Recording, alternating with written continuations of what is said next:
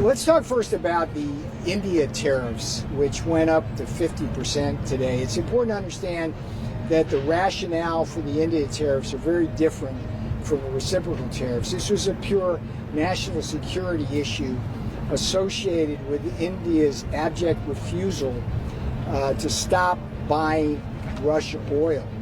And the math of this, every American needs to understand, because it's related to the trade situation. You start with the fact that India is the Maharaja of tariffs. It's the highest tariffs in the world, charging on American products, and it's got high non-tariff barriers, so we can't get our products in. So we send a lot of dollars overseas to India to buy their products in an unfair trade environment. India then uses American dollars to buy Russian oil.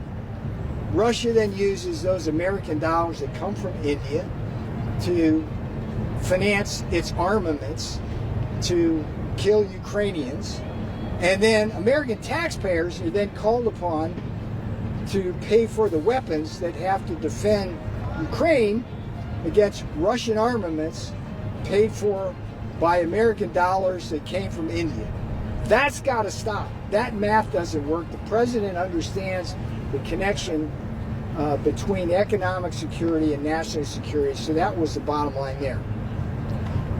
Second thing, totally unrelated, I want to talk just briefly and make one point about the Russia hoax, because Can I ask you about the India tariffs first before you do that? Yeah, sure. On that front, if that's the rationale, China buys more Russian oil than India does, and they have not been targeted for that.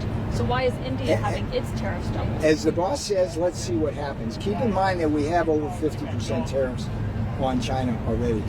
Okay. Right, but you could We go have- higher, but they haven't been punished for buying Russian We oil. India's we been have punished for that. over 50% tariffs But on not for China, so we don't buying want to get to a Russian oil. point where we actually hurt ourselves. Okay, But so do you that see what people are that being question, confused by that?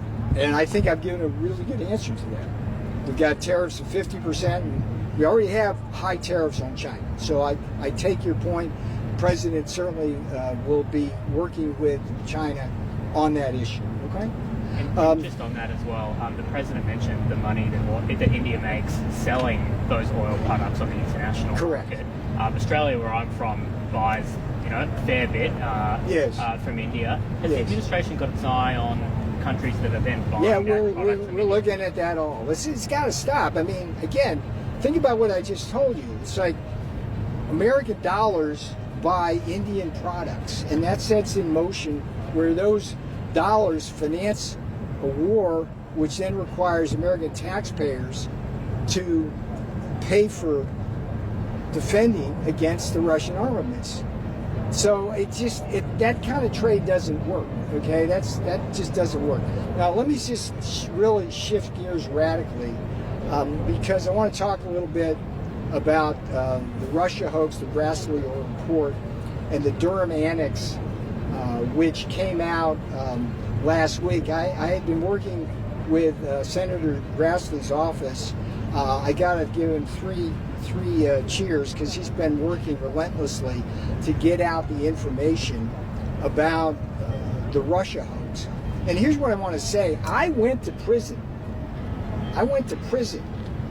as did Steve Bannon, for defending the Constitution. But there isn't a single person associated with the Russia hoax that's been held accountable. And the list is a long one. It goes Obama, Clinton, FBI Director Comey and other people worked there, like Page and Strzok. It involved the intelligence community, and Brennan and Clapper. And the importance of the Durham Annex, the importance of the Durham Annex is that ties it all together and brings also in George Soros and his son Alex and the Open Society Foundation.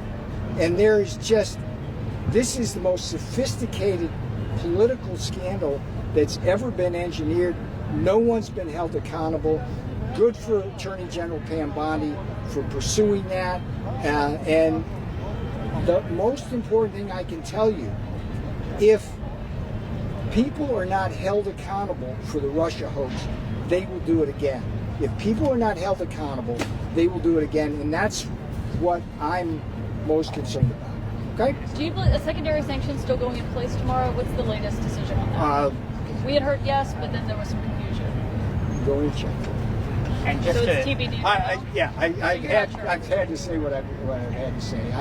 What I do, Caitlin, is I think you know this, I never get ahead of the boss. What I try to do is when news is done, then I'll come out and tell you what I think it means. So not clear if the potential changes that. Asked and answered. and Okay, just to thanks for clarify your your previous patience. answer, you would like countries that are buying refined oil I didn't products from say India that. to stop. I didn't say that. You asked me a question whether we were looking at the chessboard. I can assure you we are. Okay, thanks for being civil.